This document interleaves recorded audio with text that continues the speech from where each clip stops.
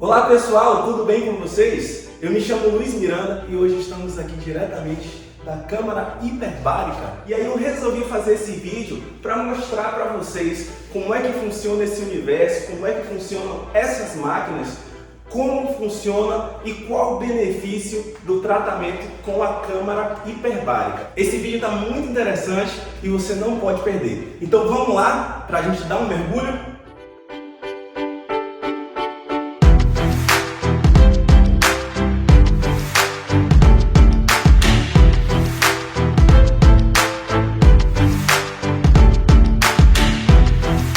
Estamos entrando aqui agora na hiperbárica e basicamente aqui nós temos dois equipamentos. O primeiro equipamento é esse aqui, o Monoplace. Então aqui é um equipamento utilizado para um paciente, é um paciente por vez. E esse equipamento ele é utilizado principalmente para pacientes que estão acamados ou em situações onde ele não possa ficar sentado dentro do outro equipamento. É um equipamento bem interessante. A gente tem aqui um cilindro onde o paciente é inserido lá dentro e ele fica dentro dessa câmara pressurizado e aqui ele vai receber o seu tratamento. É um equipamento simples. Esse aqui é o painel de controle dele. Então a gente tem basicamente um manômetro digital onde a gente pode ver a pressão de tratamento e aqui um painel para a gente configurar como vai ser feito esse tratamento. E o paciente ele fica aqui deitado. A gente consegue visualizar ele o tempo inteiro, então ajuda para pacientes que têm claustrofobia, não vai ficar num ambiente totalmente fechado. Ele tem essa visão aqui do espaço externo, ele fica deitado aqui dentro e a gente tem aqui disponível para ele uma telinha onde ele fica assistindo aqui filmes, séries, seja lá o que for, durante a sua sessão. Então o paciente fica aqui dentro em torno de 1h30. E aqui do lado a gente tem o TriPlace. O TriPlace, esse equipamento aqui, ele parece um botijão de gás, ele é bem grande e aqui dentro é bem interessante, que aqui a gente recebe pacientes que podem ficar sentados, então são 3 pacientes por vez, eu vou mostrar aqui dentro para vocês, mas eles ficam aqui dentro sentados e fazem o seu tratamento. Eu estou aqui agora dentro da TriPlace, é um equipamento utilizado para até 3 pacientes simultâneos. Aqui dentro, como eu falei, parece um grande botijão de gás. Aqui os pacientes vão sentar, a gente vai fechar uma porta. Primeira coisa, olhem a dimensão dessa porta. Então ela é muito grossa, muito resistente. E essa porta ela vai servir justamente para que a gente consiga pressurizar o ambiente. Então os pacientes eles vão sentar nessas cadeiras e, como eu falei, a sessão dura em torno de 1h30. Luiz, a gente vai ficar dentro desse compartimento aqui sem oxigênio? Não, pessoal, aqui a gente tem oxigênio, mas também os pacientes vão receber esse equipamento aqui. Aqui fica uma máscara acoplada e durante a sessão esse paciente ele respira através dessa máscara, como se fosse um grande mergulho. Então os pacientes eles se acomodam nessa cadeira, é pressurizado o ambiente e durante a sessão ele respira através dessa máscara. Então é um ambiente bem legal, eu vou estar mostrando para vocês aqui no detalhe como é que funciona.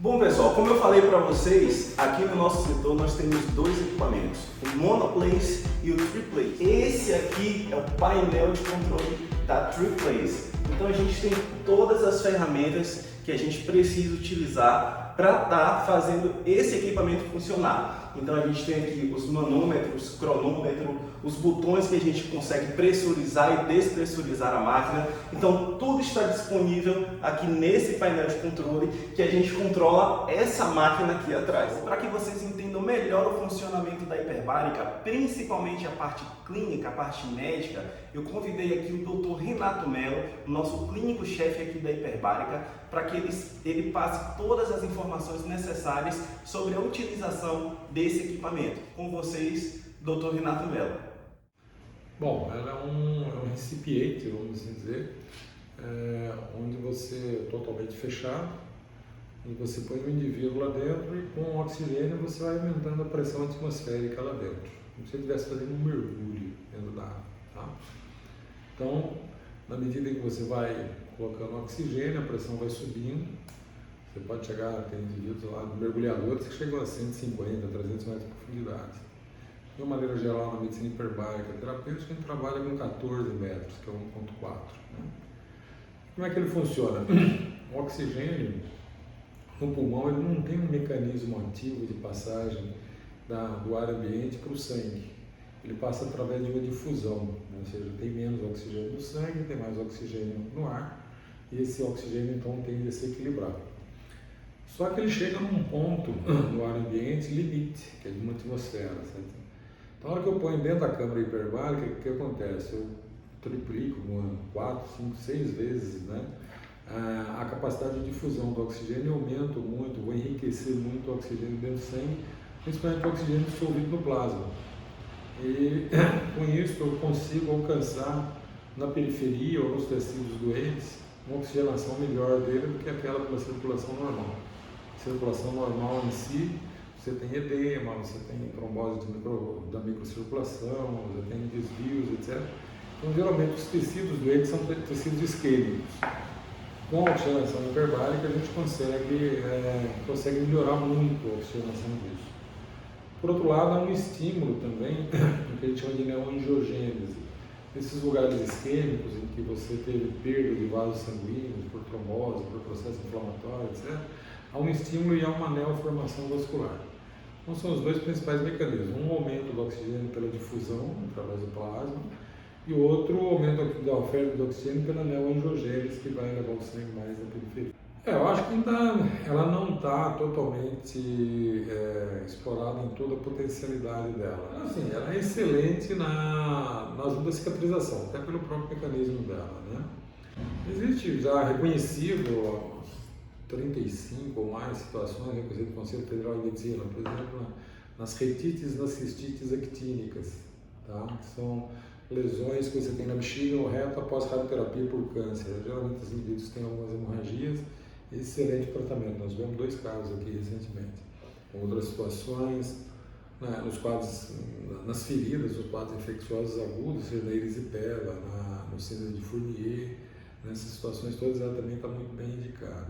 Então, essas indicações, eu acho, na minha opinião, ela tem uma indicação muito grande, que nunca está sendo explorada.